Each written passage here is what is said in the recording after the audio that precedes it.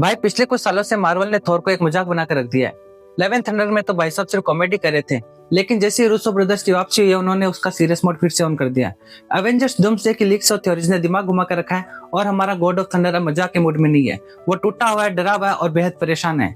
आज हम डिकोड करेंगे आखिर थोर को किस बात का डर है, उसके बेटे लव पर क्या खतरा मंडरा रहा है और इस सबका डॉक्टर डूम से क्या कनेक्शन है। तो कुर्सी के पेटी बांध दो दोस्तों, क्योंकि ये थ्योरी थोड़ी डार्क होने वाली है। सबसे पहले उस सीन की बात करते हैं जिसने सबको हिला दिया है। थोर अपने पिता ओडिन से जीवन की प्रार्थना कर रहे हैं। एक वाइकिंग वॉरियर के लिए सबसे बड़ा सम्मान होता है युद्ध के मैदान पर मरना और वेलाला जाना, लेकिन यह थोर वेलाला नहीं मांग रहा, ग्लोरी नहीं मांग रहा। वह घर जाना चाहता है, जिंदा बचना चाहता है। क्यों? और उसके हाथ में स्टॉर्म ब्रेकर है। पिछली मूवी के एंड में उसने अपना स्टॉर्म ब्रेकर अपनी बेटी लव को दे दिया था। अगर स्टॉर्म ब्रेकर वापस थोर के पास है तो इसका मतलब साफ है, लव अब सेफ नहीं है। थोर को वापस जंग के मैदान में उतरना पड़ा है। मामला अब सीरियस हो चुका है। अब आते हैं असली मुद्दे पर। थोर इतना पैनिक क्यों कर रहे हैं? यहाँ आती है हमारी सबसे बड़ी theory. Thor love and thunder को रिवाइंड करो। थोर की गोद ली बेटी लव कोई आम इंसान नहीं है। वो गोर की बेटी थी जो मर गई थी। उसको जिंदगी किसने दी? इटर्निटी ने। वो कॉस्मिक एंटिटी जो सबकी रचयिता है। लव का वजूद सीधे सीधे इटर्निटी से जुड़ा हुआ है। वो एक तरह से इटर्निटी की ही बेटी है। अब डूम्सडे का प्लॉट क्या है? इनकर्जन्स, मल्टीवर्स का टूटना। अलग अलग यूनिवर्स को एक दूसरे टकरा कर खत्म हो रहे हैं। अगर मल्टीवर्स खतरे में है तो इटर्निटी भी खतरे में है। अगर सीधे इटर्निटी पर आ जाती है तो इसका सीधा असर लव की जान पर पड़ेगा।